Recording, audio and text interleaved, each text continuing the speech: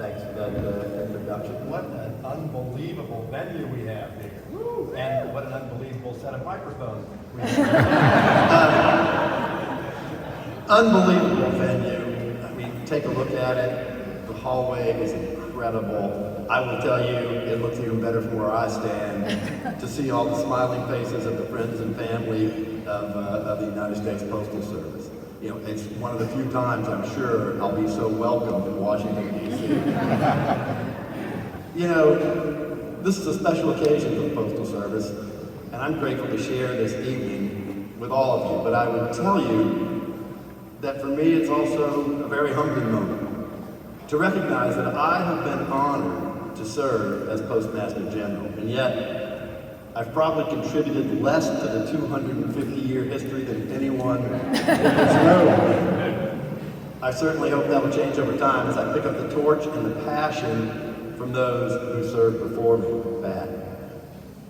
You know, anniversaries are important. Just ask my wife. They give us incredibly valuable moments to reflect upon and consider the arc of history.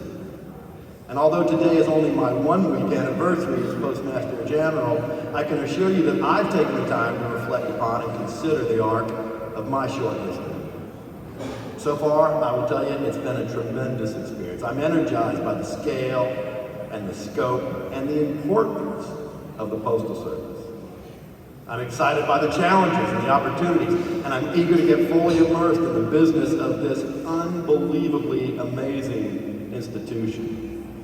But what mostly excites me is that I've had a chance to meet with a number of my colleagues, and they're hardworking and talented, but even more important, they're good people, working hard to uphold the history of the Postal Service.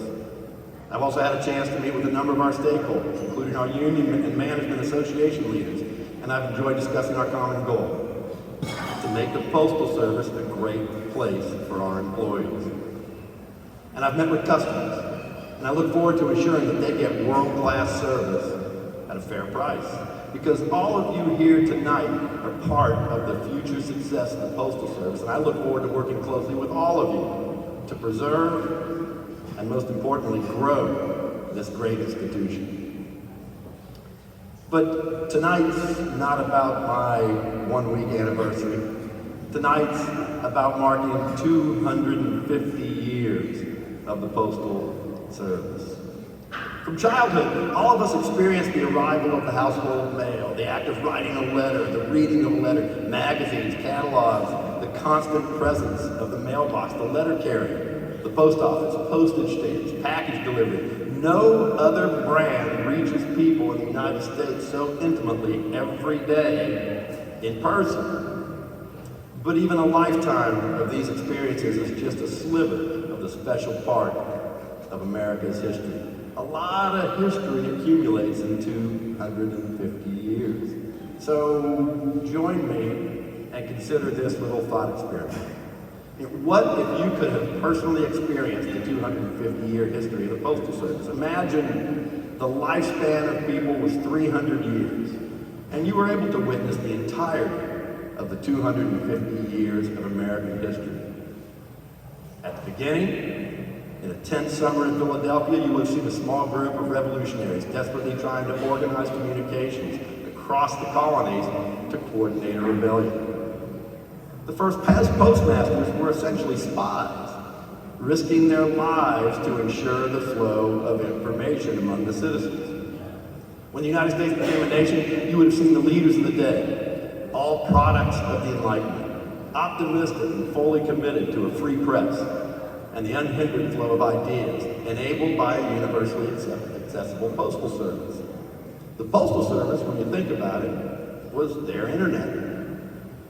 In the following decades, you would have seen postal roads being built throughout the entire country, leading our way west. You would have seen commerce flourish on a national basis, literacy expanding dramatically, the free press creating a highly informed nation. In those early formative years, the Postal Service was part of the bedrock of America's economy and its democracy. And today it still is. As America industrialized and cities grew and railroads crossed the nation, the people became more mobile. the great connector, and sometimes the only connector, was the Postal Service.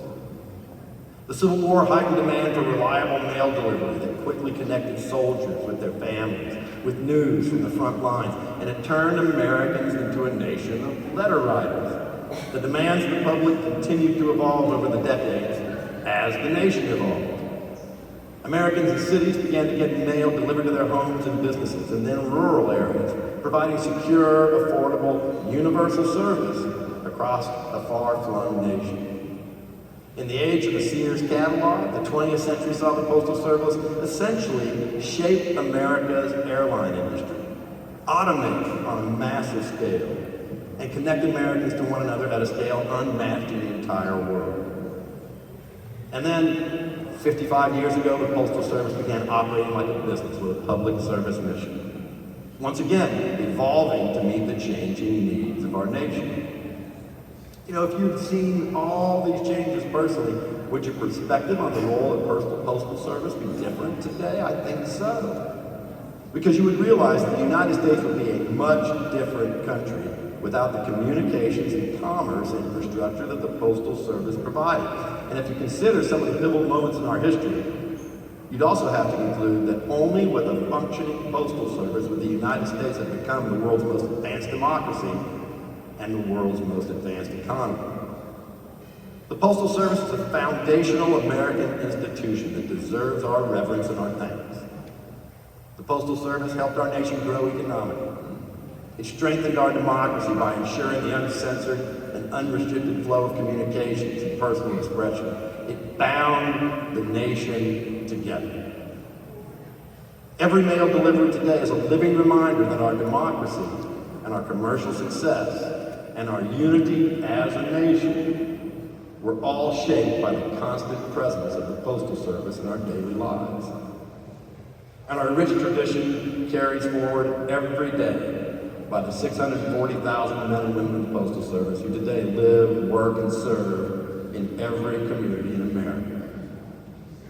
And so, on the occasion of our 250th anniversary, it's important that we honor the people of the Postal Service and the full and ever-evolving history of this very, very special organization. You know, I grew up in New Orleans, so like every party that we have to conclude with a toast. So, let me grab my New Orleans drink.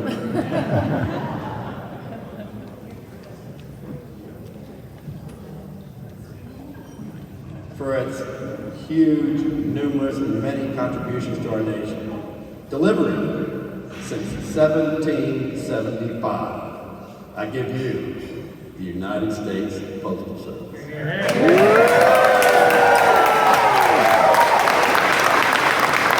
Thank you all so much for being here.